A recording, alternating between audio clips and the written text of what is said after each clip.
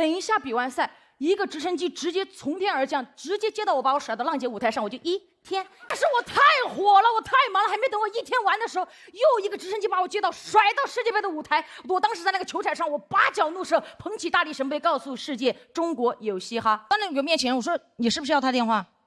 你连我都一起要了。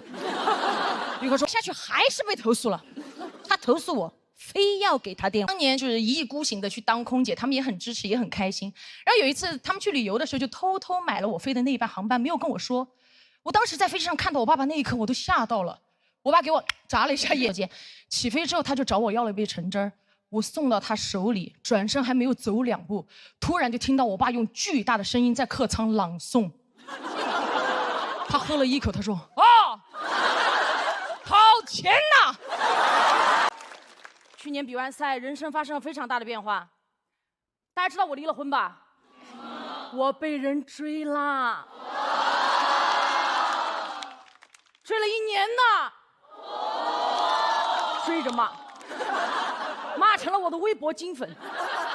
前不久还在给我发消息，李嘻哈，你这个被资本硬捧的婆娘，你把冠军还给何广智。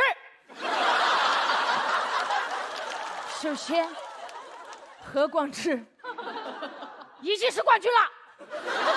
其次，我跟何广智是2个单位。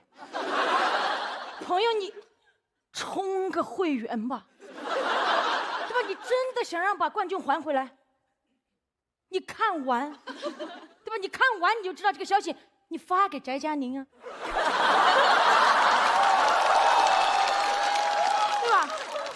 你但凡充我一边的会员，你都不至于来充我嘛。今年1年被营销号真的裹挟疯了，那阴谋论完全把我弄得不行了，说节目剧本也写好了，疯了，说大宅被骂是因为李逵搅黄了武则天的登基仪式。还有人在下面评论，打死武则天。我当时开始没反应过来，我第一次看到这个评论的时候，我当时很气，我说你们凭什么打死房主任？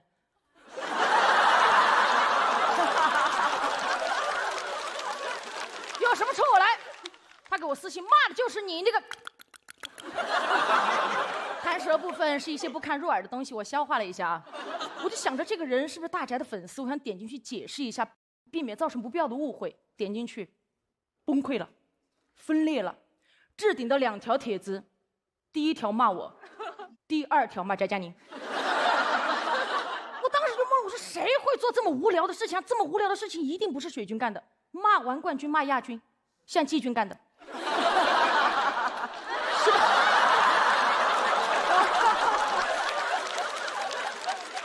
但是别说啊，李逵搅黄了武则天的登基仪式，这要是拍成短剧，肯定好看，我绝对充值。这些营销号都太会写剧本了，感觉节目是他们办的一样。好，都说有剧本，我摊牌了。今年我也写好了剧本，已经有了。等一下比完赛，一个直升机直接从天而降，直接接到我，把我甩到浪姐舞台上，我就1天。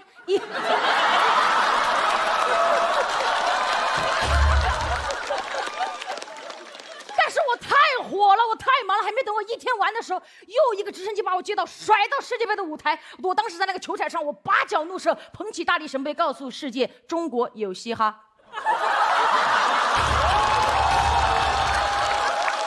还有些营销号还没完啊，阴谋论真的疯了，说我抢完了翟佳宁的商务，一派胡言。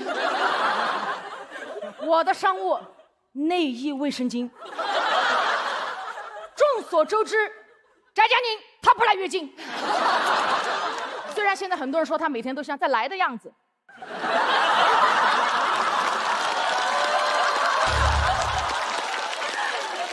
她要是真的来月经，她肯定能代言卫生巾。广告语我都给她想好了，对吧？我的霸气永不侧漏。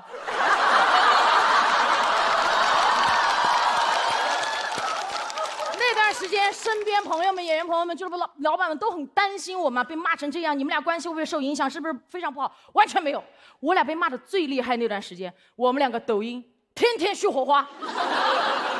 佳佳，你给我发，你被骂了，我也被骂了。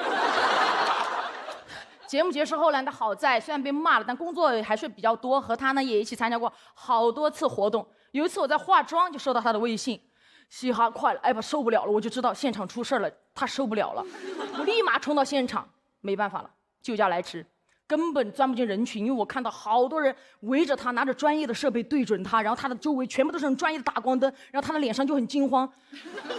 上一次见这样场景的时候，还是我的小猫绝育的时候。我那个时候一下就明白，原来长大就意味一定要失去一些东西。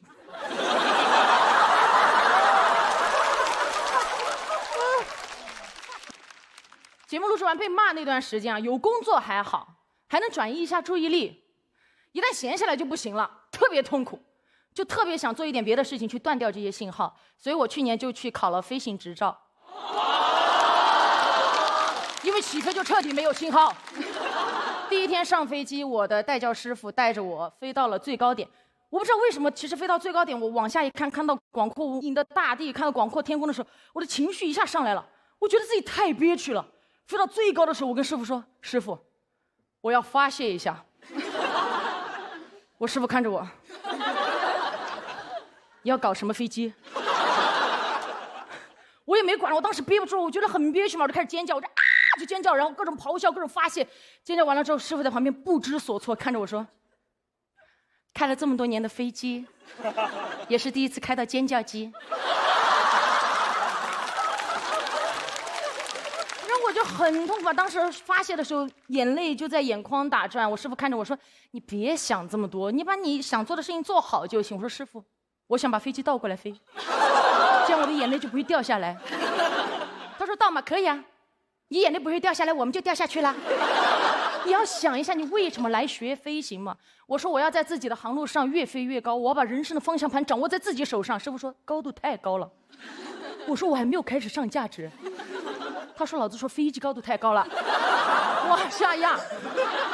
还好，我跟师傅那天飞得非常的平稳，最后还是平稳下了飞机，就是落地了。下飞机的时候，我就跟师傅说：“我说师傅，刚刚我在飞机上发泄、尖叫、讲脏话那些事情，你知我知就好。你不要跟别人说了，我不想大家看到我脆弱的一面。”师傅说：“啊，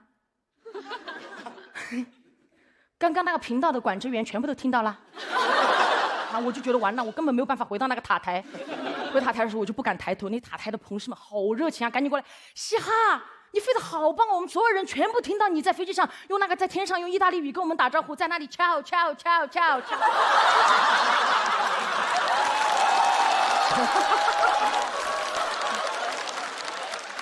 但是不得不说，那天飞完过后，我释然了很多，因为飞到天空的最高点，往下一看，你就会发现，飞得越高，地上的小人就会越多。真的。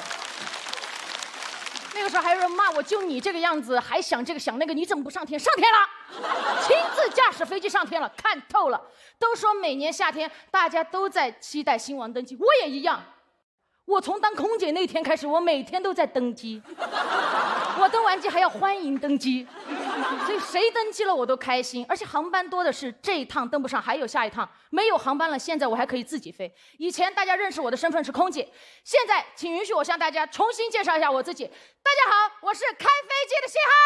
哎，欢迎大家，我给大家做自我介绍，我是一个空姐，看得出来吧？听得出来气血很足哦，应该看得出来，感觉到不好欺负啊。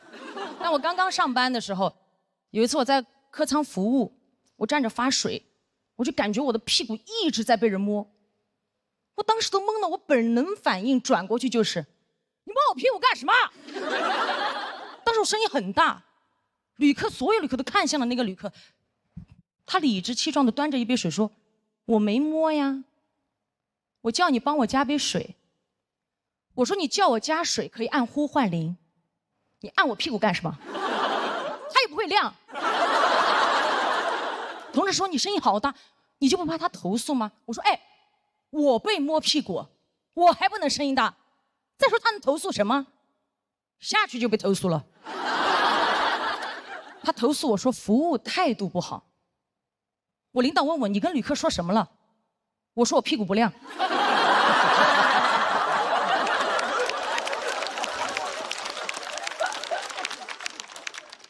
领导说你怎么怎么能这么跟旅客说？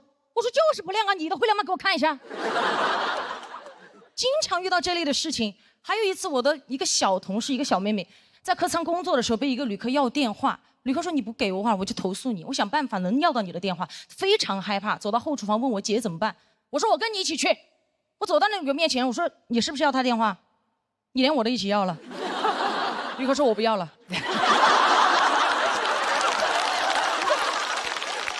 我说你为什么不要？他说我就是不想要了。我说嘿，电话只想要一个了。刚刚发饭的时候，餐都要2盒。哦，但这句话我没说啊，我怕被投诉嘛。后来下去还是被投诉了，他投诉我非要给他电话。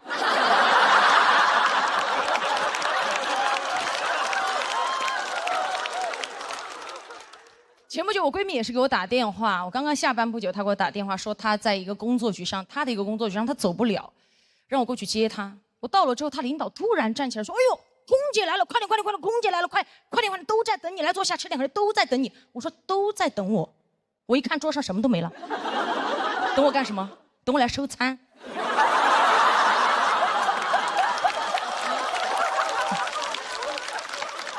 我刚刚下班又要上班，刚坐下，他领导就递了一杯酒在我面前。我说我不喝酒，真不喝了。他领导说：“哎，你们空姐不是都挺能喝的吗？”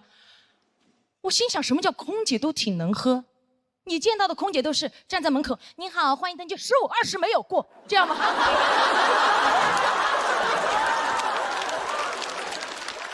没有吧？所以当天我还是压制着情绪，礼貌的跟他讲，我说真不喝了，领导，明天还要上班。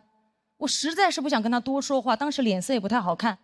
只见我朋友的领导脸色一沉，拍了拍我朋友的大腿，说：“你朋友生气了？”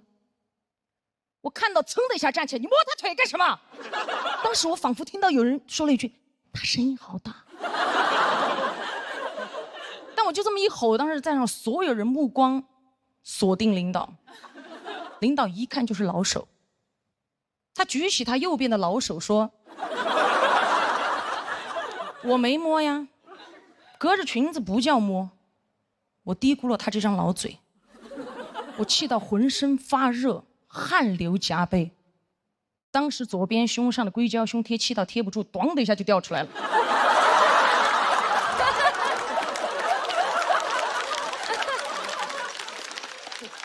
我捡起来想贴回去，突然看到有一只蚊子飞到了领导脸上。应该有一只蚊子。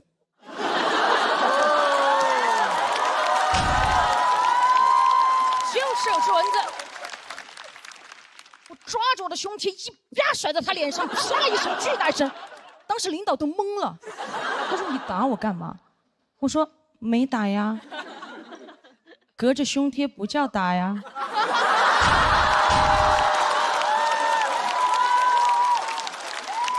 好想跟他讲，这是一个女人宽广的胸怀拍在你不要的脸上。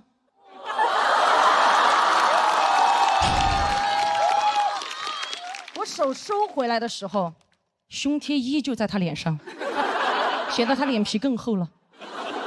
他当时什么话也没说，只是默默地摘脸上的胸贴，一边摘一边看着我闺蜜说：“你朋友挺有种的。”你看，他连这句话都不敢对着我说，因为他知道我真有。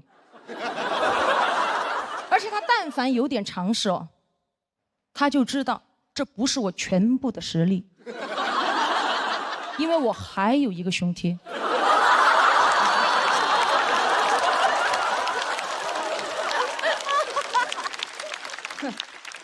回家路上，闺蜜就在车上担心嘛，因为她的领导跟我领导认识，会给我穿小鞋。我说可笑，什么叫穿小鞋？我胸贴都不穿。后来我朋友领导还威胁她，让她不要把这件事情说出去，不让她在公司说。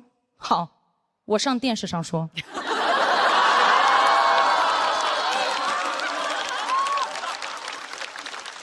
说出来是我该做的事儿，又如何是他该想的事儿？领导还跟我朋友说退一步海阔天空，哎，我不退他也阔也空啊。凭什么要求我们心胸宽广？他怎么不注意自己的言行？哎，我们坦坦荡荡的胸怀都需要遮遮掩掩，他猥琐的大脑凭什么堂而皇之的带出来？我觉得不公平。我建议他出门带脑罩。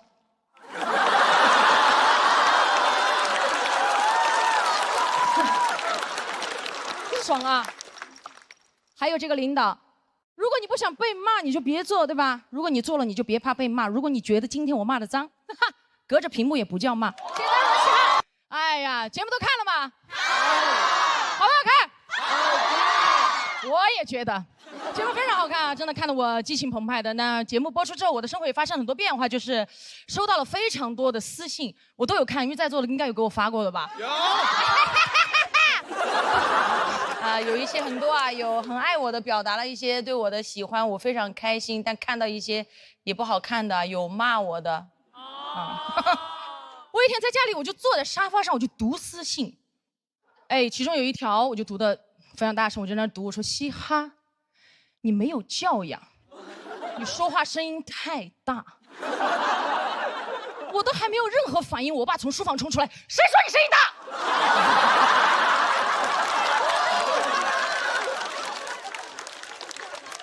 我都吓一跳，我爸说：“你没有话筒，我都听不见。”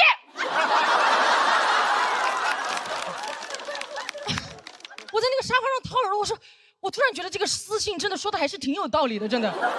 既然都聊到这儿了嘛，那今天就来聊一聊我的爸爸啊，我的爸爸是一位人民教师啊，很多人听到这个职业就会很惊叹，但是大家真的不要惊叹，就怎么说？我有多不像空姐，他就有多不像老师。真的记忆非常深刻的是，有一次小学我在被同学欺负，剪我的头发，我就还手嘛，我们两个人就互殴起来，结果就请家长了。对方家长一来，来势汹汹的直接问我爸：“你怎么教育的？”我爸说：“谁让你孩子剪我女儿的头发？”对方家长直接说：“剪你女儿头发，她又不痛。”我爸在说：“谁说不痛？她头发都死了，你看不见吗？”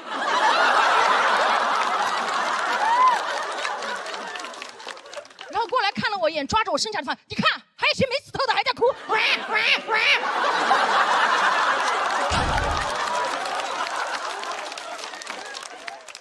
对方家长都惊呆了，没有想到我爸会共情头发，然后转过来回过神来，突然对他说了一句：“听说你还是老师，你怎么教育的他？”我爸的哭声戛然而止。当时他就叹了一口气，走出门外。过了一会儿，他就进来了，抬手看了一眼手表，对那个家长说：“哈哈，5点半了，老子下班了。”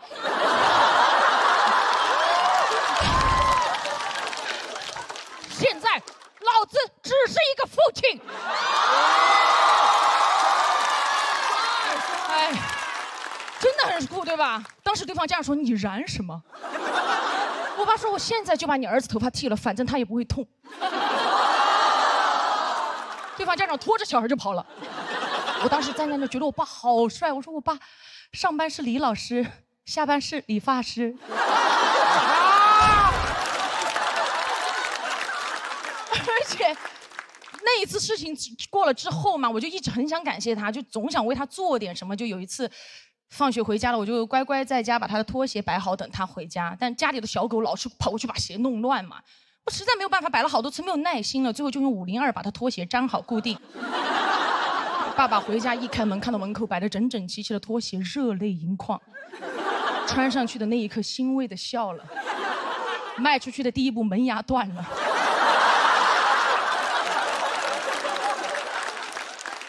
他艰难的爬起来，开始张着血盆大口开始追我，特别像个密室的 NPC， 你知道吗？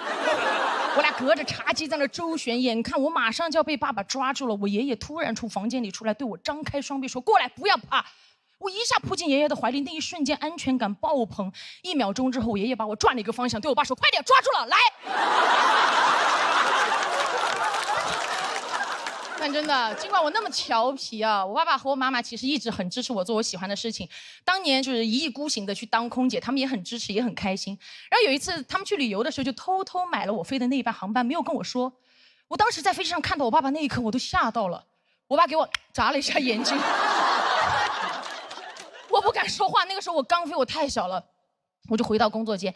起飞之后，他就找我要了一杯橙汁儿，我送到他手里，转身还没有走2步，突然就听到我爸用巨大的声音在客舱朗诵：“他喝了一口，他说：“啊，好甜呐！”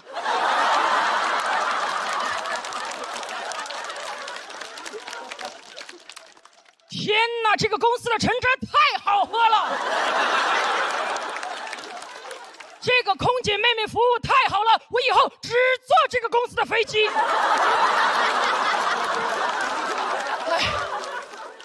当时周围旅客都盯着我爸爸，以为橙汁的供应商来了。早知道他这么能广播，我就该给他统一春福备茶。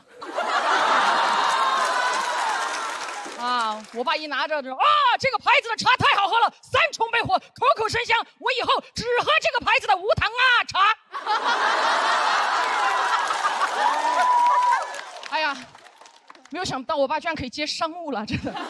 但记得这个就是小学的时候啊，但我这个性格，当时我们班上有个老师就会特别的针对我，他觉得女孩不应该这个性格，然后课堂上无论谁讲话，他都会认为是我，也不听我解释，直接让我滚到外面去站。我就特别不喜欢他。有一次他考试，我就故意交白卷，我想气死他。我也不知道我当时哪里来的自信啊，可能我爸都比他先气死。老师让我把卷子带回家给我爸签字，我不敢，我就拿回家模仿我爸签字，最后还是被发现了。我爸爸过来直接把卷子拍在桌子上说：“滚过来！”我当时就跪下了，我一边跪一边滚，就前滚翻。我边滚边承认我的所有错误，我说：“爸爸，我知道错了，我再也不气老师，再也不跪交白卷，再也不骗人了。”我就这么翻滚到他面前的时候，我就觉得我已经把所有的错误都主动承认完了。我爸低头看着我说：“你刚刚说的那些，我都能理解你，我不怪你，因为是你的老师针对你，你委屈，我都理解你。”我当时抬头盯着他，那么理解我，为什么让我滚呢？我不理解。我爸说：“呵呵，不理解是吧？我叫什么？”我当时抬头看了一眼我面前这个男人，我觉得又熟悉又陌生。我说：“你叫什么？”他说：“站起来，把我的名字大声读出来。”我说：“李学军，木子李，学习的学，军人的军。”我爸说：“来，过来，睁大你的狗眼，好好看看写的什么字。”我一过去，卷子上洋洋洒洒3个大字：李学车。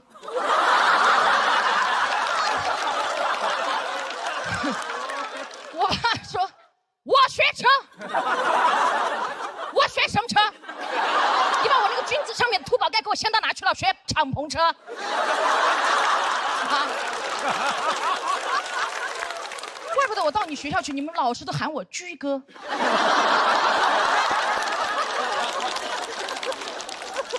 滚进去，把我的名字抄100遍。我当时就很不服嘛，抄的时候在100个学军里面藏了3个学车。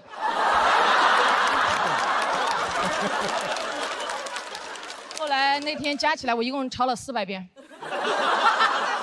前段时间朋友去我家啊，就跟我爸爸聊天嘛，就开始聊，就说：“叔叔，其实你不知道，其实我们一直都很羡慕嘻哈有您这样一个这么有趣又好的爸爸。”我爸当时在旁边挺不好意思说：“哪里好了？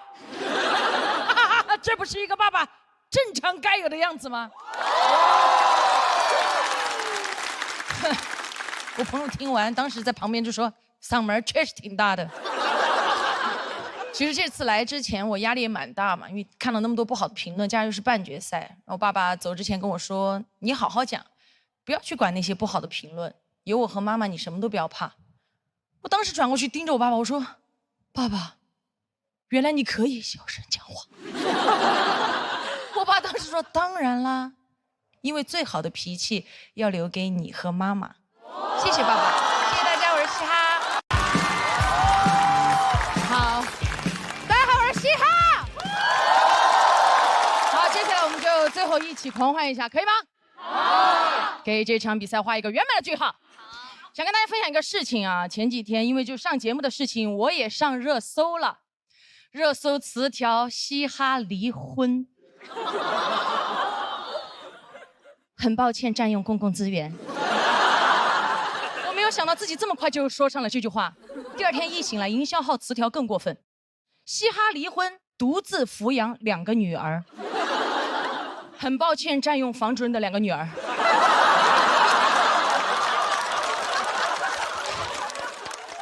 我度过了不平静又不幸福的2天，离谱，营销号离个大谱。我确实是离了，很早就离了，没有女儿，没有儿子，但有一个前夫，有一个司仪。不是新博啊，以后你们就知道，司仪是整场婚礼核心很重要的角色。老公选错了可以离，但司仪选错了真的是一辈子的事。朋友会笑你。那段时间我很忙，婚礼策划属于见缝插针。记得当天是从凌晨开始飞，工作到下午2点，我就约的司仪3点到家里来商量这些事情。我到家刚往沙发上一躺，一阵急促的敲门声当当当当当突然响起。我起来把门一开，那个门砰的一下打开，我脸都被打平了。冲进来对着我说：“你好，我是你的司仪。”我上下打量一眼，一看，20几岁的样子，中山装，头发3、7分，站得笔直。我当时就对这个老派的司仪产生了质疑。我说：“我的婚礼该不会穿着婚纱抛绣球吧？”他刚刚坐下就拿出了他的笔记本，不是电脑。就是笔记本和一支钢笔，说来之前我已经做好了关于你的背调。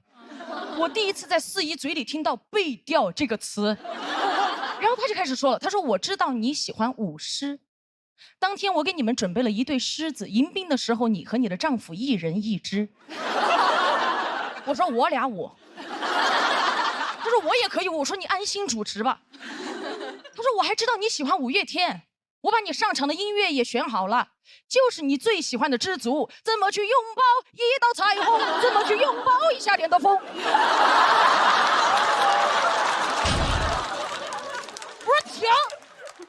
他说：“你不喜欢吧？还有一首恋爱 ing 恋爱 ing 恋爱 ing ing。”我说停，不要再唱了，唱2句就够了。他说：“你版权意识好强。”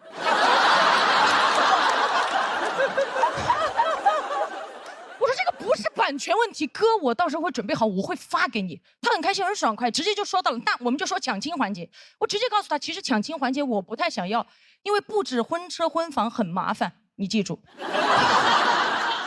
当时听到打了一个响指，对我邪魅一笑，他说：“我都给你准备好了，婚车你到时候就用28大杠自行车。”我说：“28大杠？”他说：“你不会骑是不是？很简单，你就，然后再跨过来就好了嘛。”我说：“不是骑车的问题。”他说：“那我先下来。”下车他就跟我说：“车子都好解决，主要是婚房。我要是没有的话，他甚至可以介绍一套给我。”我说：“你主持个婚礼还顺带干中介？”他说：“你不懂，只要你幸福，我做什么都可以。”你是不知道这一单对我来说有多重要。现在年轻人结婚的越来越少，你这单做不成，我就快没饭吃了。我还有老婆，还有儿子。我当时听到他说这，我一下理解了。我说行。他说我还有个外孙女。我说等一下，等一下。我当时觉得他已经疯了，想做成我这一单。我说其实我实话告诉你，主要是我的预算有限。他说什么预算？不要预算，你这一辈子就结一次婚。现在看来，当初他话还是说早了。他都说到这儿了，我也直接告诉了他，我说其实我这个婚礼于我来说，其实再怎么办都是不完整的，因为有些人我想邀请的人他就是来不了。他说谁？我说我的外公。他说他在哪儿？我说死了。他说死了都要爱。这首歌放在婚礼上也可以，也是你喜欢的阿信的。我说信。他说什么信？我说不重要。好了。我说我的外公看不了我结婚，其实真的就会是我一辈子的遗憾。他走了这么久，甚至都没有来我梦里看过我。他说你怎么知道他来不了？再说梦是反的，你太想他，他就来不了。只有你把他放下了，他才会来。所以你要办婚礼。我当时已经没有什么耐心了，心里已经想好要换司仪，我就把他打发走了。关门前我说走吧走吧，后面写信联系吧。心力憔悴，真的。非常累，当时把他推出去，把门一关，瘫倒在沙发上，还没回过神，梆梆梆敲门声又响起，我气到弹起来又开门，一打开门我说谁呀？一开门，一个西装革履的先生说：“您好，我是您的司仪。”老子当时火都上来了，我说你同事刚走，你没看见吗？骑着28大杠走，你没看见吗？他说我同事不对呀，只有我呀，你约的3点。我低头一看表，确实才3点。回过神来，原来刚刚只是在沙发上做了一个噩梦。还好不用舞狮了，这个司仪就正常多了。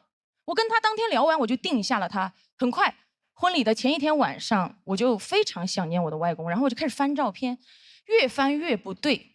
外公年轻的时候跟我那天梦里的司仪长得很像，但很模糊，所以那个梦里到底是不是他来，他到底有没有来看过我，到现在都不知道。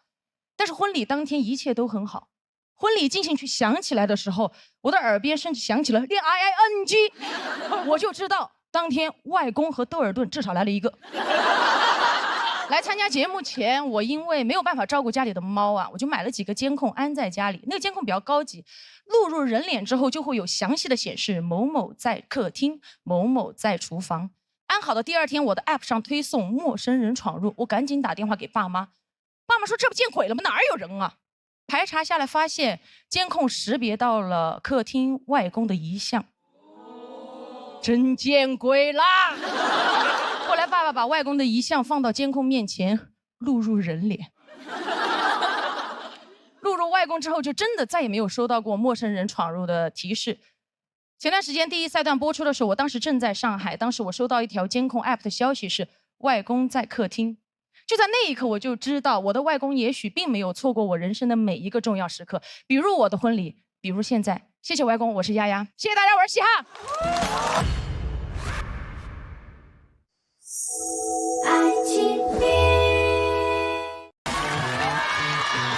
，Hello， 大家好，我是嘻哈。哎，我来给王悦兜底了。哎呀，大家别看我这样子哈，其实我小时候也被欺负过。有一次，一个同学没有事情做，把泡泡糖粘我头发上了。你们知道那个东西很难扯的，我扯了很久，扯来凝固了，直接扯成一个机关。然后我就这么哭着回家，扯半天，越扯越气，然后就哭着，就回家。然后外公远处看过来，以为跑了一只火鸡回来，然后跟我说：“你在学校里不要跟别人动手啊，就朝他吐口水就好。”第二天到了学校，果不其然，同学又开始追着我打了，把我逼到角落，走投无路。我真的忍无可忍，我当时吐出去那一瞬间，整个世界就安静了，因为当天风很大。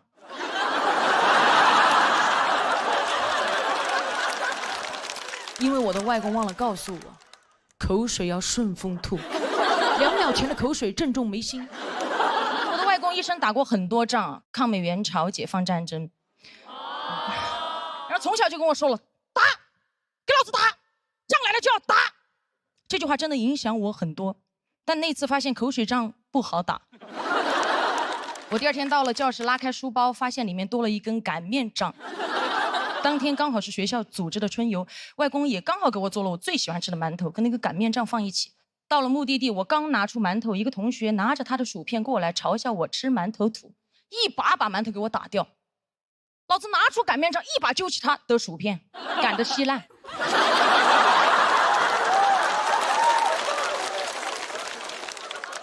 他本来想还手，看到我手里的擀面杖，转头开始暴踩我的馒头，直接踩成了一张饼。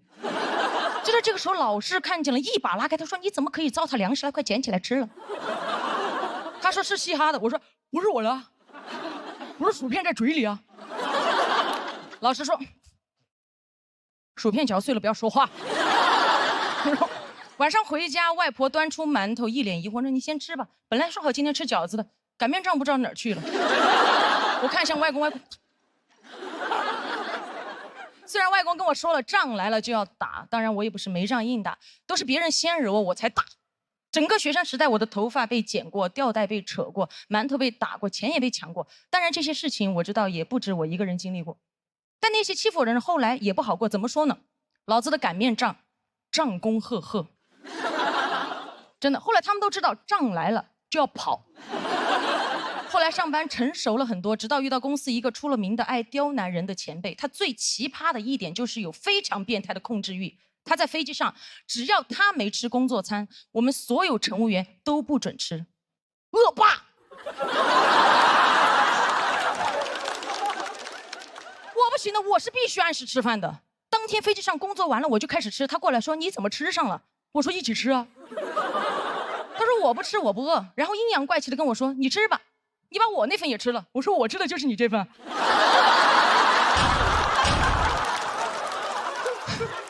那趟航班他后面面就一直在挑我的刺。我发咖啡，他说温度不对；我发餐，他说餐冷了；我烤的面包，他说不够硬；我烤硬了，他又说软了。我当时拳头都硬了，我盯着他说：“旅客觉得很好，很满意。”他一把拉过我，恶狠狠地说：“我说什么就是什么。”我说什么？他翻了个白眼，指着我说：“你的平底鞋是公司发的吗？谁允许你穿的？”我说：“我自己。”他说：“你懂规则还是我懂规则？像你这种乘务员，你知不知道我可以处理你？我甚至可以让你不穿鞋飞。”我心想他好矛盾，又给我不穿鞋，又要给我穿小鞋。他到底什么规则？穿搭要显贵，上半身基础，下半身就不基础。疯了，真的。吃了2份饭是有点晕碳啊，真的。那这一次也是我职业生涯耿耿于怀的一次经历。后来我朋友都在问你到底是做了什么让他这么讨厌你，我说做自己。后来还在公司造我的谣，说我在外面讲脱口秀是不务正业。后来越传越离谱，有一次传到我的耳朵里，一个同事甚至都不认识我，过来跟我说：“你知不知道我们公司有个人在外面做嘻哈被抓了？”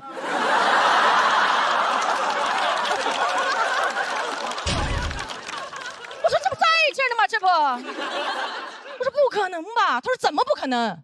我亲眼看着他被抓进去的，说他利用空姐身份在外非法牟利。我说牟什么利啊？他该不会把飞机餐拿下去卖吧？同事说飞机餐谁吃啊？我听说他把飞机座椅拆下去卖了。我都不知道这种谣言怎么传出来的，还有人信。我拆飞机座椅下来卖，谁买？卖给高铁。而且说实在的，我被谣言真的困扰了很久，也被针对了很久。好在前段时间辞职了，很爽的，10年了。前段时间出差，我经常因为录节目往返嘛，我就正好坐到了那个讨厌的前辈的飞机。有时候世界就是这么小。当时一上飞机，所有同事看到我都非常亲切，上来拥抱我。前辈和我对视那一眼，我从他的眼神里都看到了一种情感。嘟嘟嘟嘟嘟。错了，我和他对视那一眼，其实一瞬间想起的是刀枪棍棒擀面杖的声音。星，他一看到我就过来，非常阴阳说：“大明星，你亲自坐飞机啊？一会儿还吃饭吗？”我说吃。他说飞了这么多年还没吃够啊。我当时一肚子气，但我也没有想跟他吵，因为当时我觉得他说的也对，我确实是大明星啊。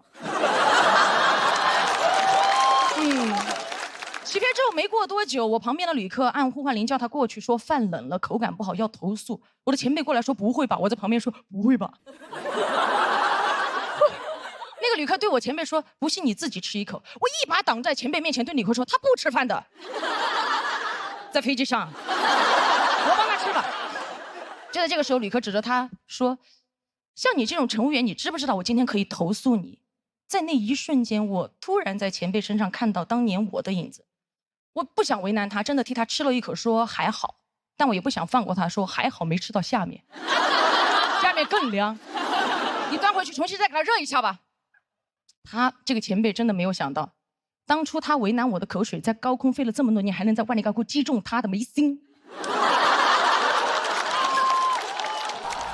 前段时间看新闻啊，网上看到很多航空公司开始实行女乘务员可以自行选择着装了。我那个时候看着我的同事妹妹们穿着自己买的平底鞋，相对轻松自在地走在客舱里的时候，我就感觉那一年在飞机上被刁难的自己，在那一刻才彻底的释怀了。就好像当年那个讨厌的前辈在飞机上趾高气扬地问我：“你懂规则吗？”我说：“我当然懂啊，不合理的规则就应该像这碗冷饭一样，端走重新热，热不好这个老子再热，然后热馊了就好了。”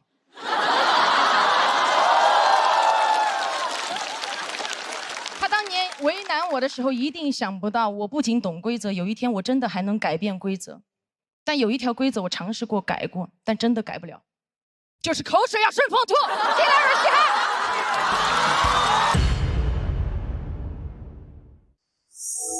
爱情里。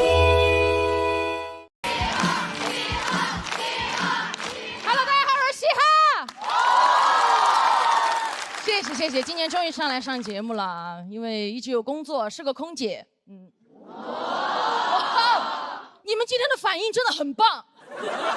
之前有些观众听到这，你根本就不像，我又不直接这样上。我们空姐要选上之后，要经过非常程序化并且非常系统的培训之后才能上岗。我觉得能理解，但是唯一不能理解的是，其中有一项培训很奇葩，就是把我们所有人带进一架空飞机，给我们一个真实的餐车、水车，让我们对着空座位想象那里有旅客，给他们服务。无法想象是吧？给你们演示一遍，空的。你好，欢迎乘进里面，请不要打我。就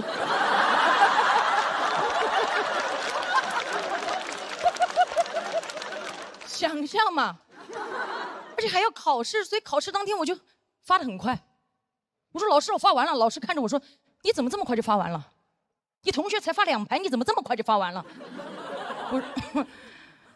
我看着一脸认真的我的老师和我这边的空座位，我说、我这边的旅客他们都不要。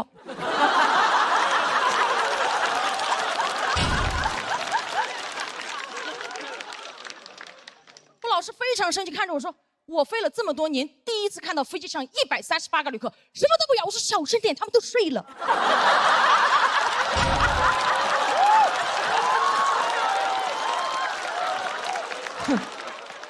模拟，你怎么模拟？当我真的上飞机工作之后，我发现有些问题真的模拟不了。你不要说旅客的行为了，我连我同事的行为都模拟不了。有一次飞行，我和我同事一起给旅客发水，他一不小心把水洒在了旅客身上，当时情况非常紧急，我看了他一眼，他突然开始假装飞机颠簸。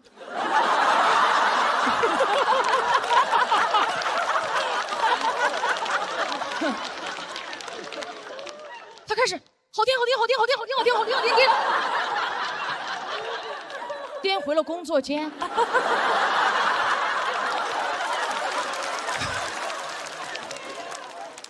当时那个旅客端着杯子看着我，我看着越颠越远的同事。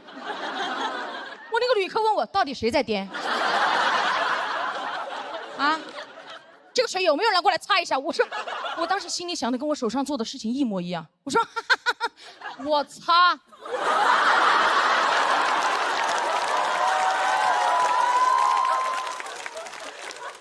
真的很多东西是模拟不了的，一旦跟人挂钩，人是很复杂的，对吧？模拟不了。有一次，一个旅客上飞机，自己的耳机坏掉了，找我要飞机上的耳机。但是因为飞机上耳机的插孔跟他的手机插孔不匹配，而跟我大发雷霆。我给他报纸杂志他都不要，他一把给我摔开，他夹着机票指着我的脸说，我今天上飞机就是专门来听歌的，听不了歌我就投诉。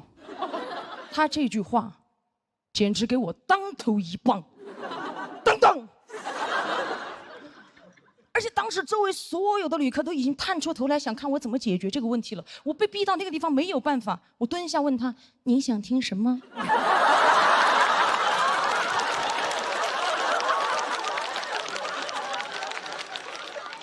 我给您唱。他说铿锵玫瑰，我说我不会。他投诉一切美好只是过于沉醉。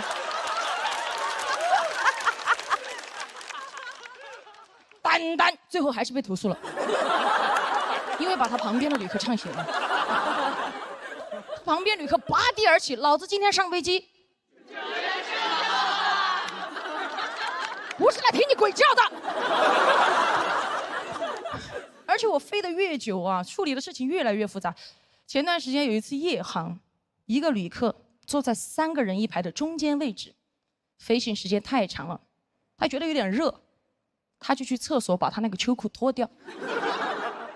他脱秋裤我能理解哦，他脱的时候看到那个厕所有那个洗手液，他将就在厕所把他那个秋裤洗了。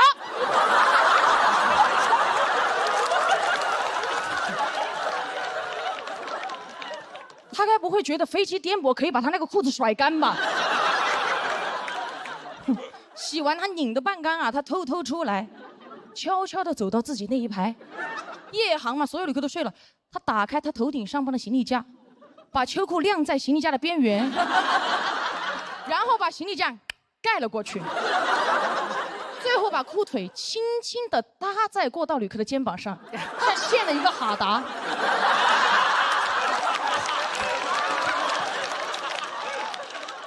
而做完这一切，他发现过道旅客并没有醒，他悄悄地跨过他，回到了自己的座位上。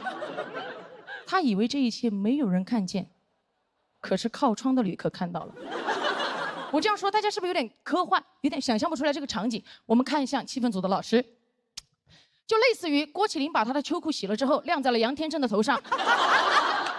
杨天真醒的时候被滴醒了，发现一身都是水，把空姐叫过来说是谁的秋裤。当时空姐目瞪口呆，杨天真怒发冲冠，郭麒麟默不作声。这条秋裤无人认领，但是当时马东站起来揭发了郭麒麟。郭麒麟反手一巴掌：“你是奇葩吗？什么都说。”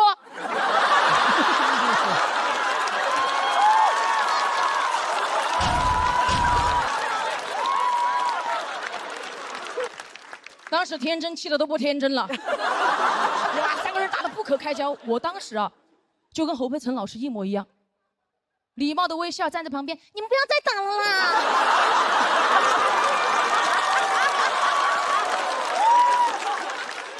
怎么办？好害怕。当时场景就是这个样子，跟大家还原一下，来看回来。但马东老师被打了之后素质非常高，都没有还手，直接捂住自己刚割的眼袋说报警。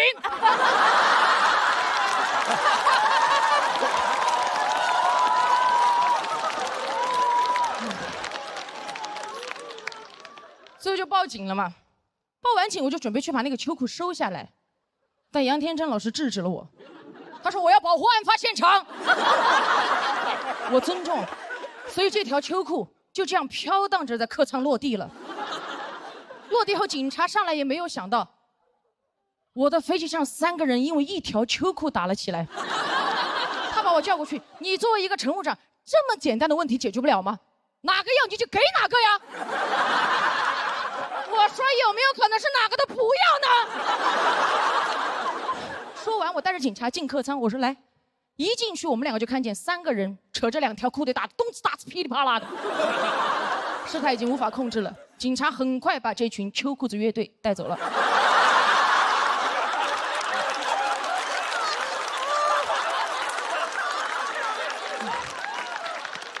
下飞机之后，我还是写了很多材料报备这个事情，最后还是被投诉了。我后来想了一下，反思了一下，可能当时确实是我处理的不够好。我就应该直接用那条秋裤把我吊死。最后我发现，其实工作这么多年来遇到的事情，从来都没有按照所谓的模拟过来发生。我做再多的准备，突发事件依旧会不断的刷新我的人生难度。但是我总结出一个经验：只要我勇敢面对，付出真心，我就一定能获得真心的投诉。所以希望大家多谅解他人，少晾条秋裤。谢谢大家，嘻哈。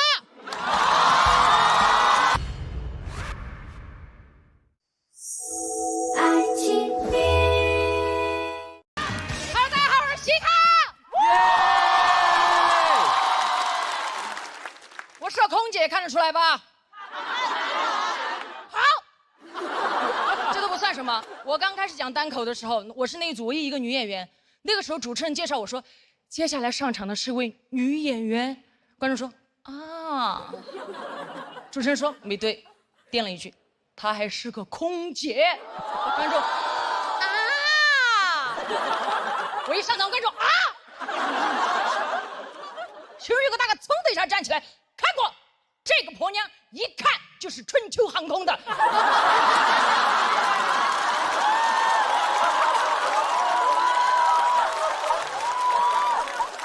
什么意思啊？别这样，每个航空公司的乘务员各有各的美。知道吧？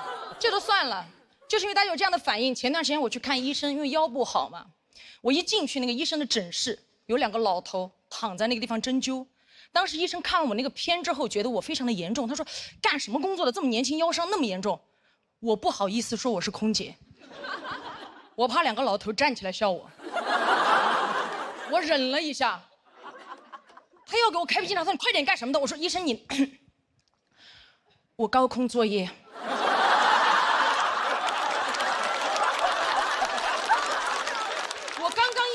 医生手上的笔都放下了。天哪！哎，看到没有？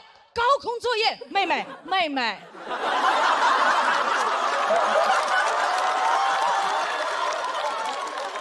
我说你说呀，他说现在像你这么年轻，开塔吊的还是少了哈。哎呀，确实我跟大家想象中的空姐不一样。我是体育生，原来是定向越野大赛冠军，国家2级运动员。怎么当上空姐的？完全是因为那段时间训练太累了，我不想跑了。我刚好碰到了空姐面试的招聘，我就报名了。拿到面试通知单那一刻，特别开心，拿着单子去找我教练请假了。我说教练，我不跑了，我要当空姐了。我教练拿过我的单子，天哪，空姐！你去嘛，你当了空姐，老子给你买架飞机。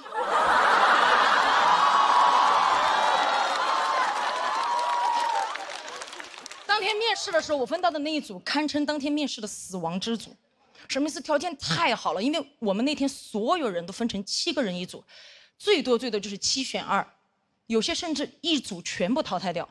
我一进去我们那一组，不要说7选2了，我进去我都选了4个了。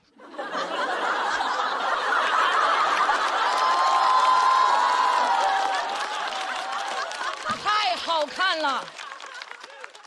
第一个女孩净身高174，新疆人，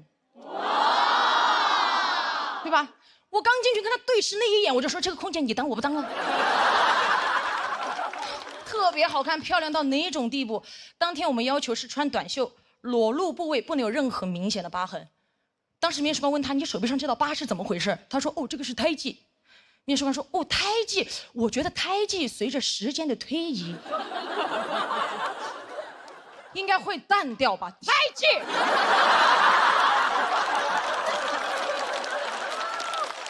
随着时间的推移淡掉，他在想什么？又不是爱情。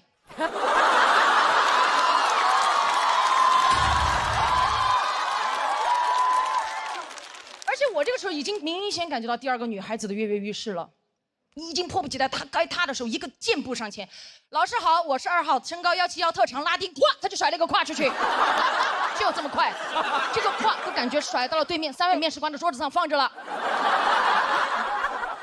目光如炬盯着对面的面试官，好像在说你们不给我过这个胯，我就收不回来哦。面试官哪里见到过速度这么快的胯，对吧？我说哦，挺不错的，挺不错的。那个同学可以到旁边冷静一下吗？我们后面毕竟还有那么多选手。他说可以啊，他这样送着胯就到旁边去了，好灵活，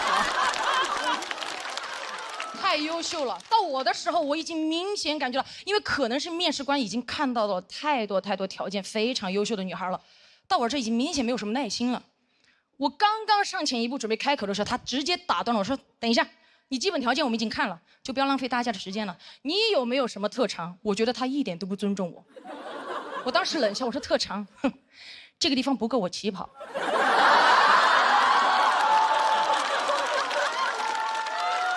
如果老师想看的话，可以放我下去跑给大家看。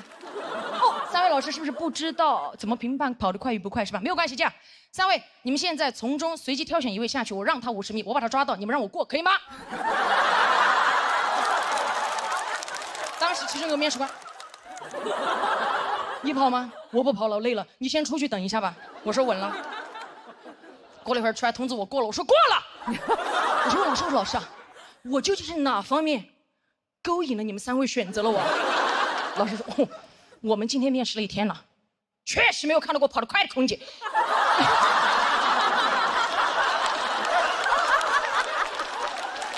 你要跑得快的空姐干嘛？后来上了班才知道，个别旅客啊，极个别，他上了飞机以后，他认为空姐是住在行李架里面的。怎么说？就只要他一按呼唤铃，所有空姐必须像氧气面罩一样快速掉在他面前说：“怎么了？”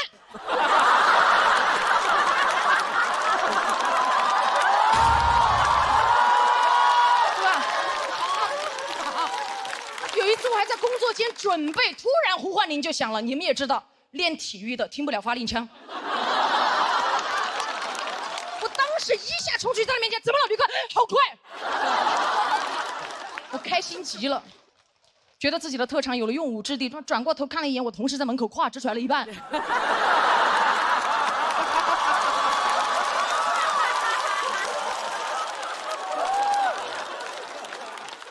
我完全能理解大家为什么想象不到我当空姐的样子，因为这个社会对这个职业的刻板印象确实太多了，对吧？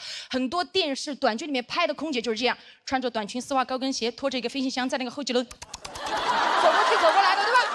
都是这样，完全不是这样的。而且我当了空姐之后，非常不能理解为什么我们在那么复杂的高空环境下工作，还要穿短裙丝袜高跟鞋，就不能穿裤子吗？对吧？我当时问过我的老师。其中得到的一个答案，他就是有一个让我印象特别深刻。他说穿裤子的话，可能有些旅客会觉得不舒适，不舒适是因为空姐穿裤子，你把飞机上那个拥挤的座位全部给它换成床，对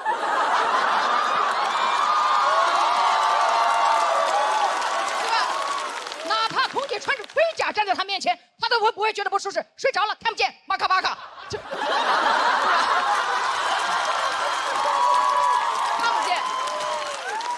而且丝袜这个东西真的很不方便，真的，在这个职业里，我不知道它的作用在哪里。从舒适度和安全的角度来讲，都达不到，不保暖还吊裆，穿过的都知道，对吧？有些质量不好的非常恼火，哪怕这个世界上跑得最快的男人博尔特，这身装扮参加奥运会，对吧？过去各位，预备，砰！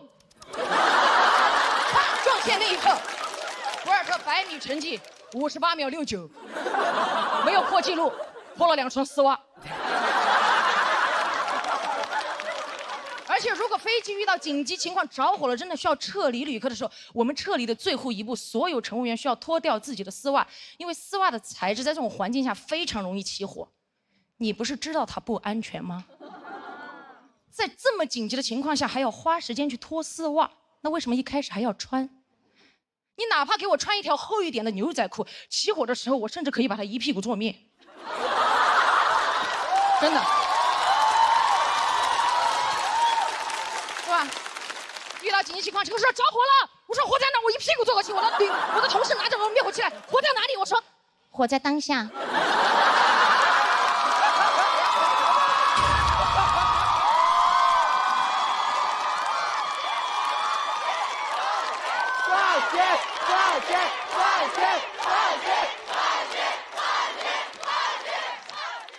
所以真的，对吧？所以空姐穿裤装，真的会让人觉得不舒服吗？今天我刚好穿了裤子，我想拜托大家跟我在一起感受一下。尊敬的各位旅客，晚上好。我代表全体机组成员再次感谢您选乘本次航班，我们愿与您共同度过一段愉快而舒适的旅程。我是本次航班乘务长希哈，谢谢大家，我们下次再见。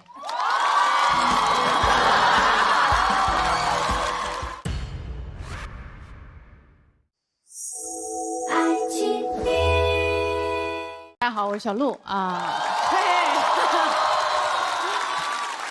我最近呢在备孕啊，这句话你们是不是感觉什么时候在哪里听过？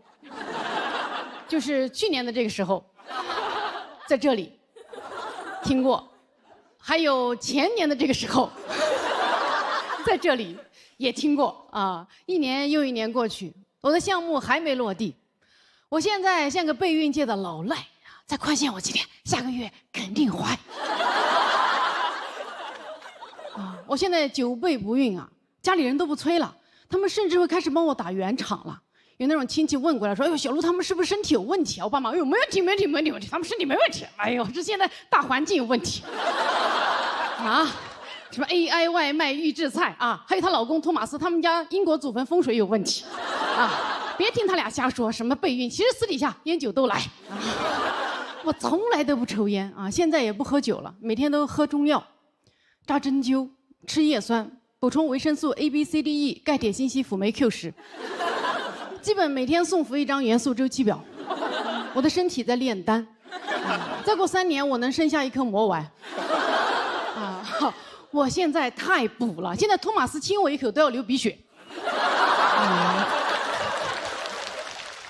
亲完之后，哦呦，好上头的女人。托马斯也在喝中药。这个外国人喝了人生中第一口中药，就理解了为什么中国人形容努力要说吃苦。啊，他现在吃的苦中苦，就为人造人。也理解了比冰美式更苦的只有热中式。我听说塑料包装里的微塑料是有可能会导致不孕的，所以我现在全面拒绝。刚才在后台，演员递过一瓶瓶装水，我说啊，不用了，不用了，我在备孕。他看了看那瓶水，以为自己递的是一瓶避子汤，又看了看我，那个眼神好像我是那种冷宫里的风妃。就在他的想象中，我肯定每天都在讲啊，微塑料，微塑料，杀了微塑料。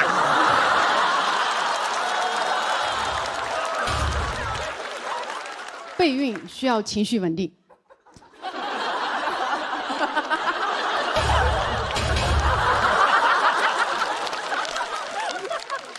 脱口秀最重要的就是情绪不稳定，所以我现在呢减少了演出啊，现在每天11点前睡觉，不上社交媒体，不喜欢的人就不理，拒绝有效社交，停止向外证明，全面自我中心。再这么发展下去，要么孩子出生，要么我出家。我朋友听完我的备孕日常之后跟我说：“哇，你现在好爱自己呀！”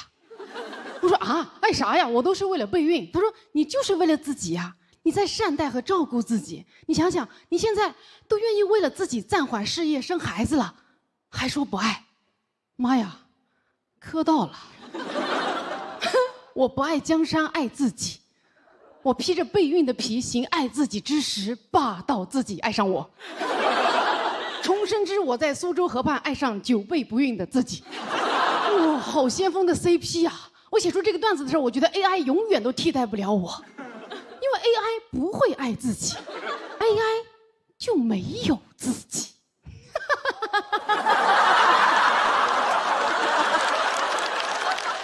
真的很像一个风飞。我现在太爱自己了，你想想，我都愿意复制自己的基因了，那相当于愿意把自己的专场放到线上了，说明我对自己太满意了。你想想，我去复制一个携带我的基因，但是又比我更好的小孩，那算不算遇见更好的自己？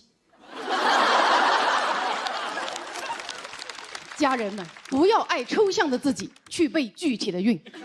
啊，备孕可以帮你挡掉所有你不喜欢的事情。你出去应酬，别人让你喝酒，你说啊，不用了，我最近在爱自己，听起来像个走火入魔的嬷嬷。但如果你说我在备孕，道德高地，对吧？周末团建不想去，我在备孕啊。对象想跟你亲热，我在备孕。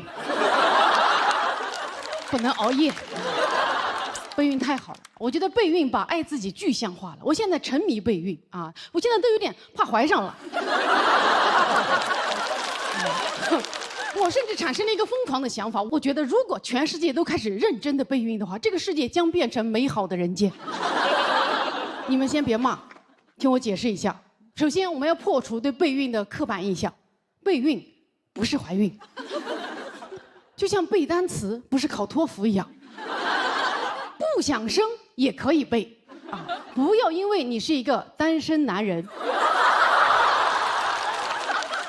绝经女人或者100岁老人就不去备孕。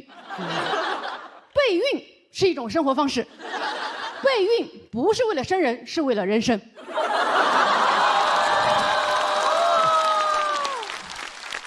如果全世界都开始认真备孕，世界和平，战争都打不起来，因为备孕的人上不了战场。我们不能熬夜，不能接近有毒物质，不能情绪不稳定。你想想，那战场上炮弹一响，多少二手烟？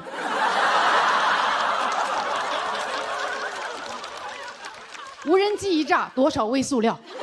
那坦克一开过来，你情绪多激动啊！看到举着坦克的吴京。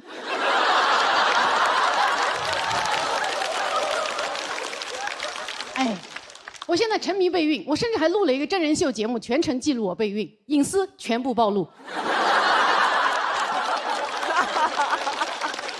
托马斯检查出了一些生育问题，非常的有损声誉。我现在不能透露，反正播出你们看吧。可以说是一举推翻了大家对于外国男人的刻板印象。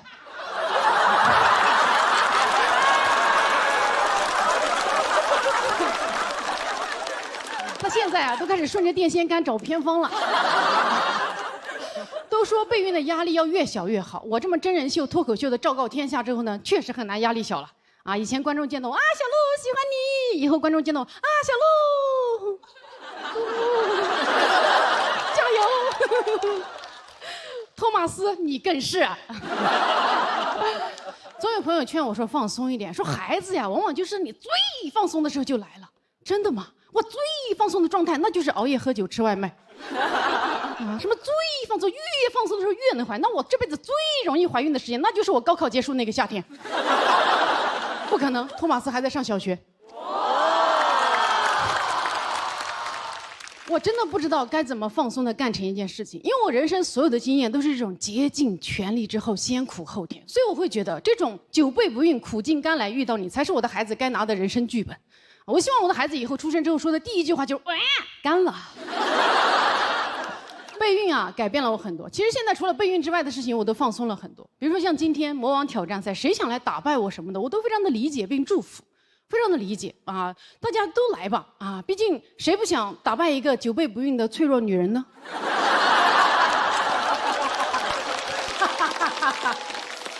开玩笑，开玩笑啊！我觉得脱口秀比赛啊，跟怀孕一样，努力很重要，很需要努力，也需要运气。很高兴能成为大家脱口秀的验孕棒。谢谢大家。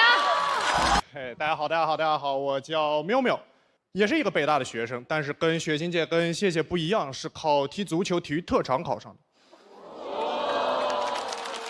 这个身份就很割裂了。在北大踢足球这句话念起来有一种从夯到拉的感觉。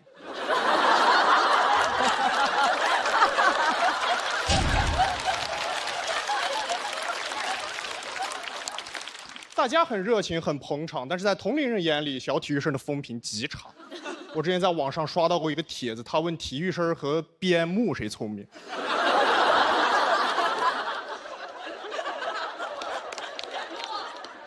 投票的结果是我们赢了。因为边牧不会点举报。但考上北大不一样，大家会误以为你学习很好。之前有那种教培机构找我说，让我给他们孩子做一堂高考经验分享。我说我吗？我咋分享啊？我往那一站，我说咱们各个学科就抓大放小啊，什么语数外物化生政史地，咱们就先放一放。不能误人子弟，赶紧去跟老师交涉。我说别搞，人家高考。他说2万。我说好。分享前给我发了张单子，是他们班同学的基本情况。我一看是他们当地最优秀的一批孩子，模拟考680，3模比我1模2模加起来都高。聊到文理分科，一个弟弟小手一举：“哥哥，你是哪科的状元？”哥哥是武状元。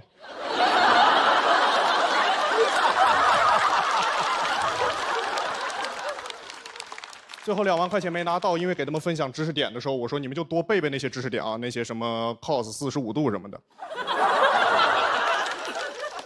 努力努力，不要做一个直垮子弟。就朋友们那件事之后，我会刻意的装一个高考状元，来弥补自己20年所缺失的学历崇拜。但朋友们，就我这张脸吧，它长得有点太体育了。就我云南老家高强度的紫外线，加上长期风吹日晒的训练，导致哥们儿看起来像一头沸羊羊。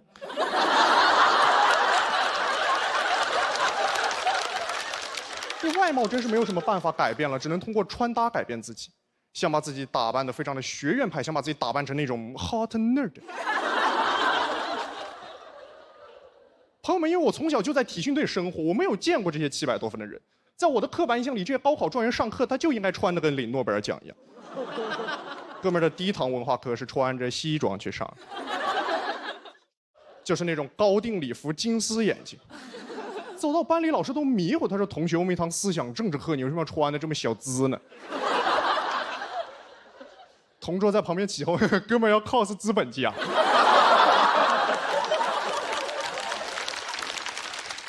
我说：“不，念 cosine 资本家。”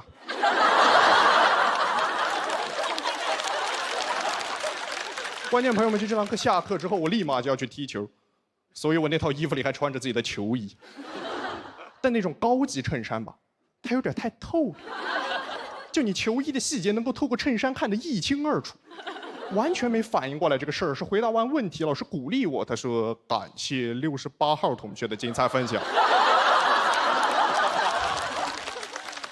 我今年大4了，朋友们，我今年大4了。我对北京的这个城市印象非常的一般，因为它有的东西那个物价实在是有点太超乎我的想象了。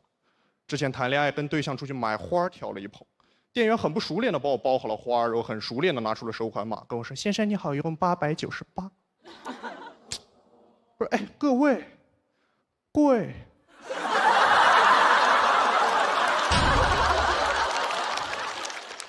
头一次买花用上了花呗，贷款买花，花活不到我还款还完，就你分期没到头，花期到头了，分期到头了，花到头期了。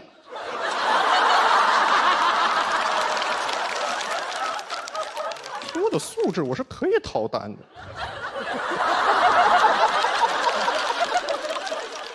但我对象就在旁边看着我，当时那个画面对我这种有大男子主义的小男子汉有点太不友好了。那个店员拿着那个扫码枪像一把真枪一样就这么对着我，哎呦，我就只能哆哆嗦嗦的又从自己的兜里掏出了手机，然后呢点开了自己的公交码，然后对扫码枪贴了上去。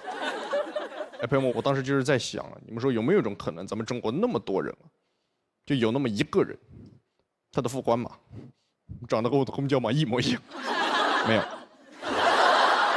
还想挣扎一下，我在那跟那个店员我说：“你今天一定要给我个理由，你这花到底凭什么这么贵啊？”他说：“先生，是这样的，我们的花都是从美丽的彩云之南空运过来的。”我说：“哪里空运过来的？”哎，各位，全云南最不值钱的东西就是花啊！有没有人管管？你一个东西从老家到北京的溢价那么严重，我以后买花带过去那都算走私了。以后我过海关的时候就是带着个斗笠，背着个背篓，反正你们刻板印象里云南人就是这种样子。然后过了那个海关，机器也不响，但是警犬突然开始狂吠，安检人员神色凝重，海洛因不康乃馨。围观群众一哄而上，一起把我摁在地上，打开背篓，大惊失色。哎呦，狡猾的云南人，竟然把鲜花藏在了饼里。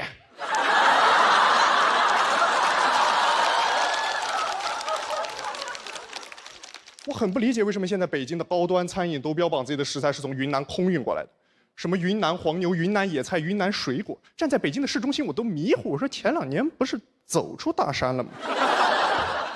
哎，能理解吗，朋友们？就是我高考毕业的时候，面对云南满地的瓜果蔬菜，我说 OK， 你们很好，但我要去首都大城市追寻我的梦想。到了北京，勤工俭学，发愤图强，攒了一大笔钱，总算坐进了那个高级餐厅。来之前，哥们儿还在那演练的那个服务生走过来说 ：“May I help you, sir？” 我说：“哦 ，Could you give me a bottle of water？” 餐前水果一端上来，服务员说：“小伙子，这个水果是你云南老家呢？”讲完了，谢谢。我不是第3年已经上节目了吗？跟大家说句老实话，我已经不想再突破自我了。我现在就想找一些认识我的观众，然后爱我。我是真的好想要粉丝啊，要那种真正的粉丝，能理解我吗？不是那种说我好喜欢嘻哈，我好喜欢大宅，西西也不错。我不要这种，我要那种会说黄渤跟七七比起来，也是略逊一筹啊。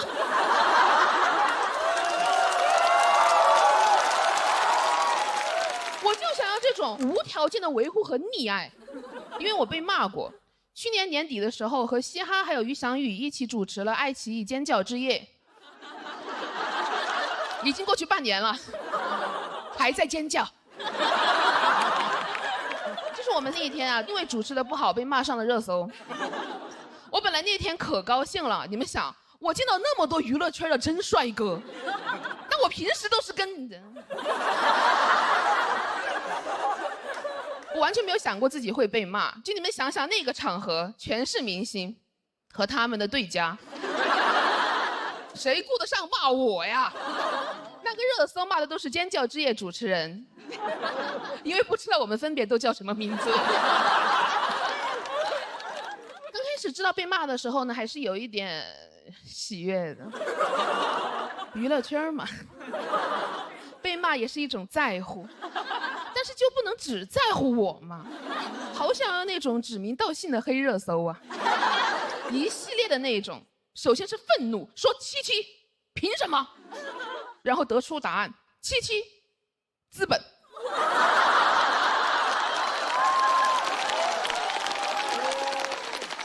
最后盖棺定论，七七爱奇艺长公主。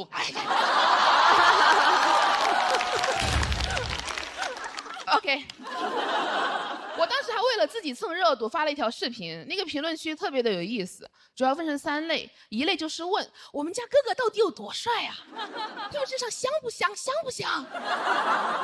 我说倒是没有刻意去闻，但是感觉是香的啊，主要是也不让我去闻。第2类呢就是好奇，问我你的口红色号是什么呀？避雷。当然最多的就是批评嘛，批评我普通话不标准。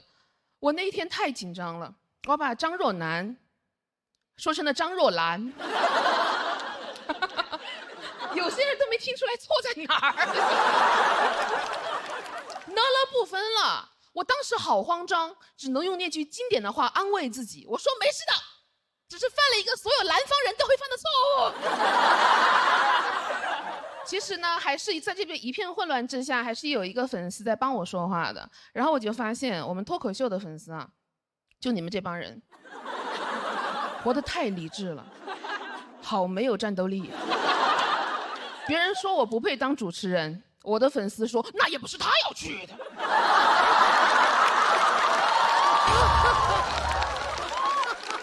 是爱奇艺叫他去的。对。我说你骂他呀，你攻击他呀，而且别再那么说了，本来就是我非要去的。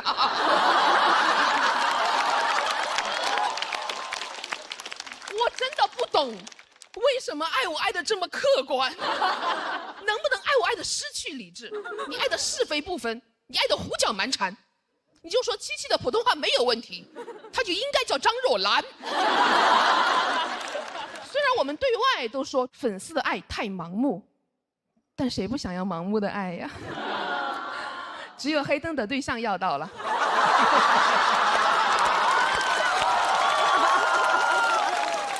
一个非常高级的内部梗。而且我当天在尖叫之夜，我也非常的努力，一直在媚粉。没有粉啊，就硬媚嘛，反正。当时那个观众还趴在那个围栏上，他们手上的东西会掉进来，他们捡不着，那谁去捡呢？当我去，不是因为我人好啊，千万不要误会，不是因为我人好，是我希望他们觉得我人好。其他明星还在耍大牌，我已经开始耍花招了。主要是我对我自己的人品啊和人性极其的没有信心。我觉得如果有一天我爆红了，我也会耍大牌的。我就是想提前做一点好事对冲一下，这样的话，如果以后我有什么丑闻的话，我想这几个人会帮我说话的。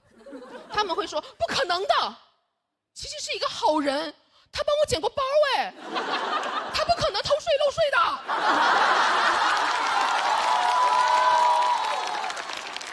我的朋友特意叮嘱我，他说如果你要讲这个梗，你以后就绝对不能偷税漏税。我说怎么？不讲就可以吗？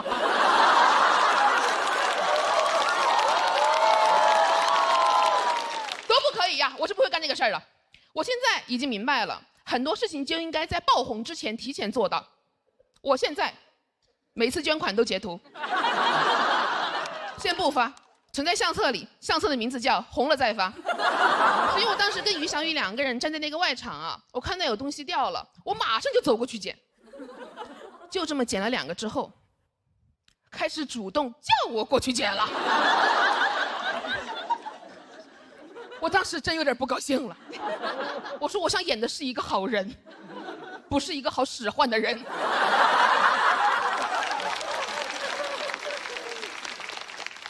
我就把我的小耳朵闭了起来，假装没有听到。结果于香雨走过去捡了。我当时好生气，我说你偷我的花招！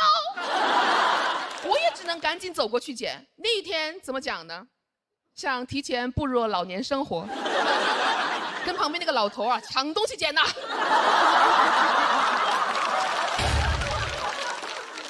那天我这么努力，得到了什么呢？得到了骂声。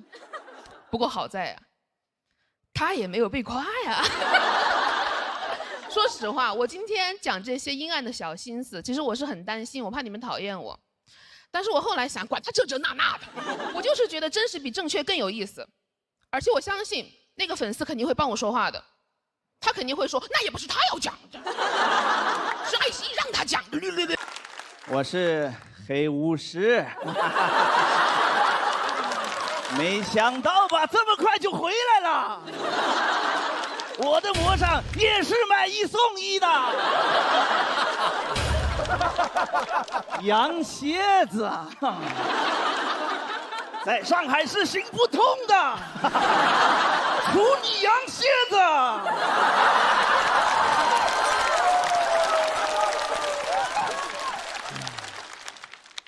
单人漫才。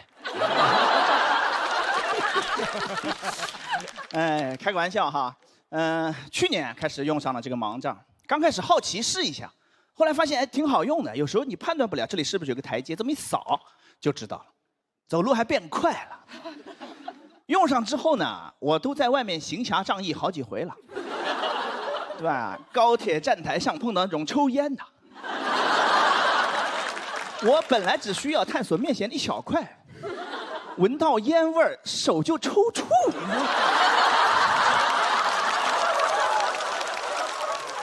边打边道歉，不光提升移动速度，还增加攻击范围。推荐。当然，你们要买的话，建议跟墨镜一块儿买。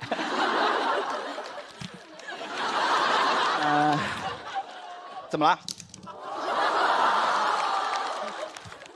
我说了是魔杖，不信你们啊？眼睛好，也没见过什么世面，确实是。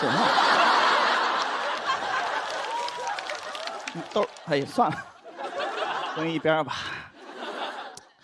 3月份去了趟医院，啊，做了个检查，因为听说有了个新药，专门针对青少年黄斑变性，我得去试一下。因为想保住我现在的视力，不让它再降下去的话，只有2个选择：一，去试新药；二，去世。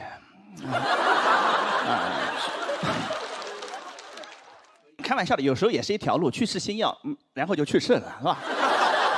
我这个还是比较安全的，是吧？医生做了个检查，说看了半天，你好像不是这个病。我说耳朵也坏了。他说你可能是另一个基因突变导致的别的病。晴天霹雳，这么多年白瞎了。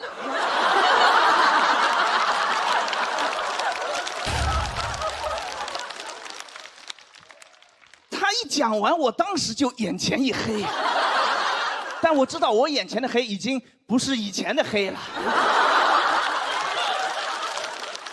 我爸妈也很错愕，说这么多年给孩子耽误了。我老婆赶紧豆包搜了一下，赶紧安慰他俩说：“没耽误，这个病也没得治。”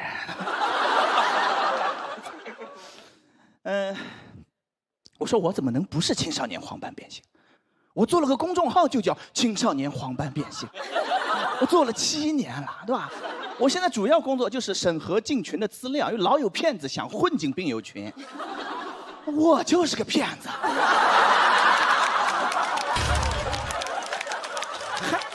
还防别人的，家贼难防。我还问人家，我说你确诊了吗？没确诊，赶紧去确诊，不然看我们这个纯浪费时间。我浪费了7年。一个盲人能有多少个7年？你现在告诉我不是个病，我该怎么办？我该如何自处？我要不要退群？退还不好退，我是群主。妇联选主席选了个男的出来。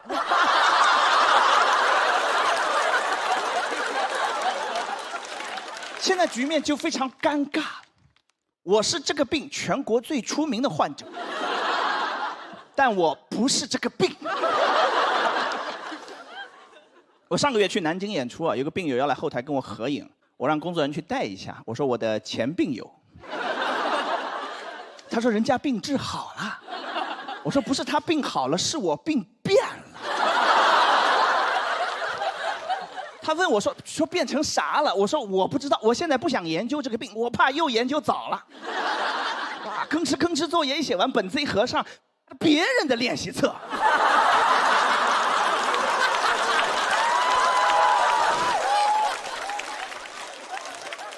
我对要把这个病治好已经没有任何的执念了，因为这么多年已经麻了。因为每年都有很多那种新闻，某某科技突破，盲人或重见光明，都看到过吧？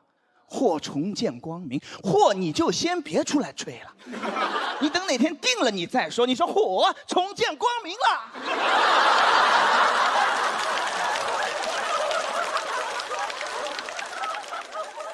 主要是说的太笃定了，对吧？好像今天整一下，明天眼睛就复明了，明日复明日。90%都没什么后续了，就纯是那种公关稿博眼球，拿盲人博眼球，你要下地狱啊！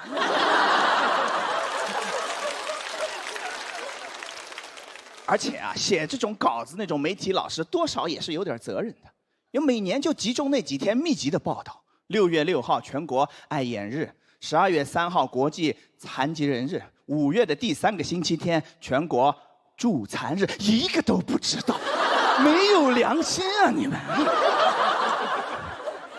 当然也不能怪你们，你说不放假的节日谁能记得住？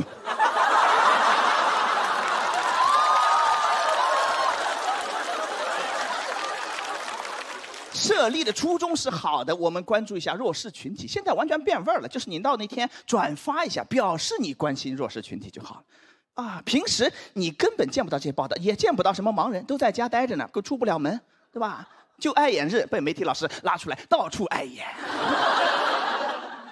没有什么实际的福利的，对吧？你给点真的实惠呢？啊，什么光棍节都能打折卖货，助残日为什么就不能？对不对？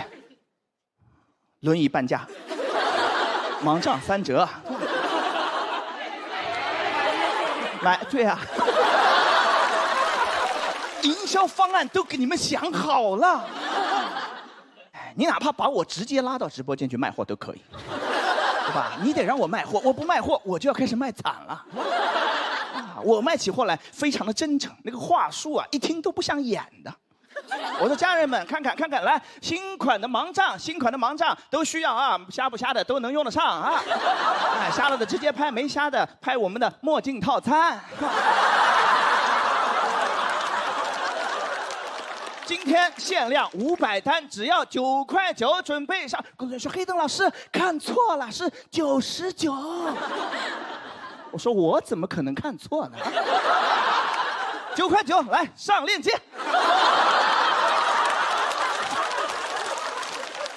不要消费残疾人，来残疾人这消费，朋友们。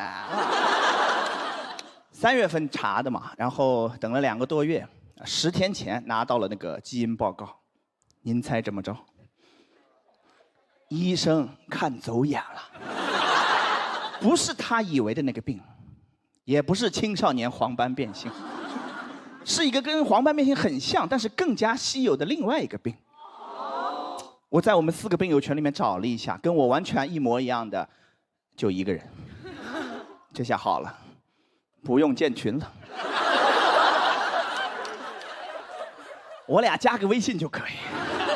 所以本来今年不想来这个节目的，但是发生了这么大个事儿，我觉得有必要上来跟观众们再澄清一下，对吧？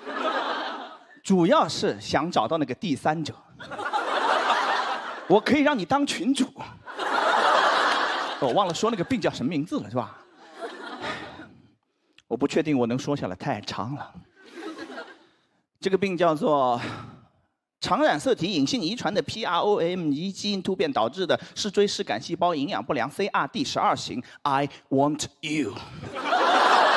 谢谢大家，拜拜。谢谢黑豆。们不要忘记为他投票。3，哇！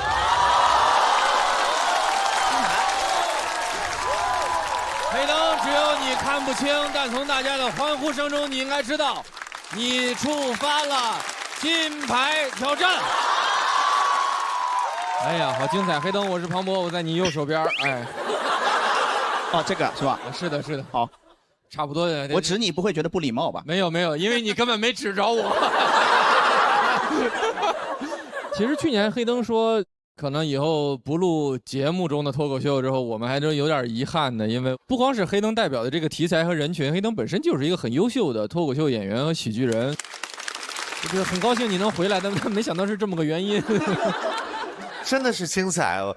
之前只从那个视频里边啊，这卡段啊看的比较多，在现场看，哇，他好过瘾！你这说的太好了，乐得我眼泪都出来了。我，你真的应该出来，因为这个跟你题材没关系，我觉得跟你的才华有关系。我觉得你没有，我才华还在呢，线下巡演没有停啊。啊，那太好了。我们以前做过另外一个节目，是叫《忘不了餐厅》，是有关于一个针对阿尔兹海默老人的那一个故事。因为那个节目也让更多人关注到了这个群体，具体能到什么结果不知道，但是肯定会比以前好一点啊！我就觉得就非常好，是希望你不要停止，经常来，多来，一直来。对，谢谢。我去年在这个舞台上吐槽了我的高中。当时票数还挺高的，主要是咱们这个节目一录就录10几个小时，到后面演员们都累趴下了，就我精神啊，10几个小时在衡中还没上到晚自习呢啊！我现在上大学，10几个小时是我1个月的学习时间。我平常没事的时候就爱刷点短视频，有事的时候就爱刷点短视频。我有时候也不是想刷，我就是控制不住。我只需要打开手机，查个单词，发个微信，随便干点什么，过几分钟，我就会发现，我在刷短视频。我前两天坐地铁，想睡会儿觉，怕坐过站，拿出手机想定个闹钟。等我退出某音，快到终点站了。我有时候感觉就是短视频刷多了，会自己的生活状态特别颓废，就得干点正事儿缓缓。比如说去学校上课。咱们寓乐于教，直到我前两天去上了个专业课，上完彻底崩溃了，因为那节课的授课内容就是刷短视频。老师把短视频下载下来拷到电脑上，拿教室大屏给我们放，我太梦幻了那个场景，我从来没在这么浓厚的学术氛围下见过奶龙跳舞。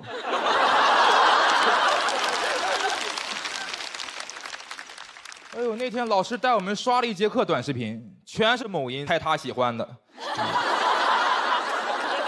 一开始还给我们讲2句，到后面也不讲解了，纯刷。啊，说同学们看这个视频，有意思吧？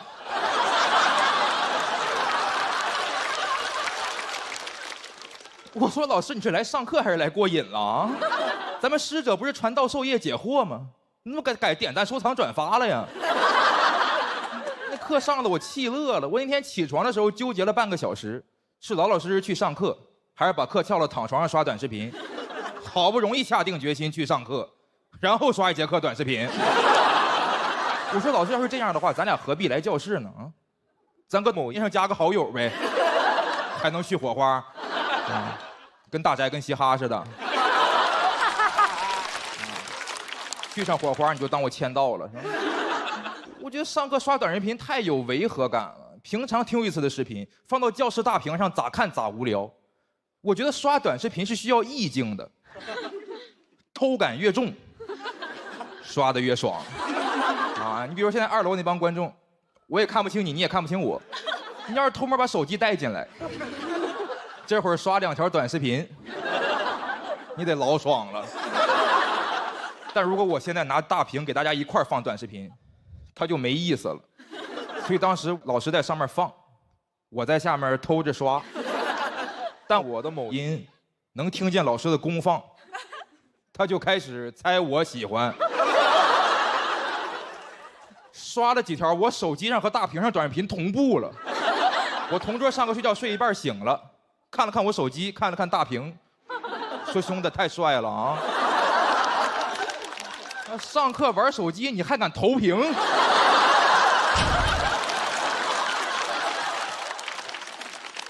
前两天我二姑带她家孩子来我家串门，还拿我教育孩子呢。啊，说你一定要多花点时间学习，少刷那个短视频。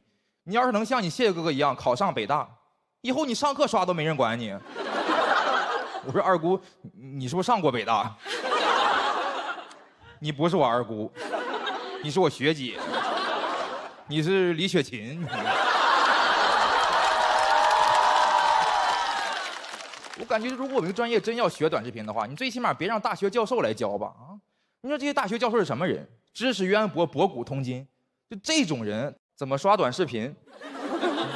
你能想象吗？这帮教授白天在学术会议上传播真理，晚上回家对着手机哭哩哭哩哭哩哭哩。不可能！你说教授教我们1学期短视频怎么创作，怎么引流，他自己的账号200多个粉丝，里面还有50个是我们班同学，剩下学长学姐忘取关了，可能还有1个是我二姑。短视频里有的东西也没人敢教啊，擦边儿。那谁敢教？老师上课让我们课堂讨论说，如果要做一个招生宣传视频，怎么拍最有流量？怎么拍最有流量？哎，你找一个肌肉帅哥，上衣一脱，氛围灯一打，嘴里叼一个学生证。啊，你看多有流量。所以我觉得这个是现在就是上课学短视频这玩意儿，我们学着难受，教授教着他也难受。人家埋头研究一辈子广播电视，好不容易当上教授，以为是那种热门专业导师，结果成非遗传承人了。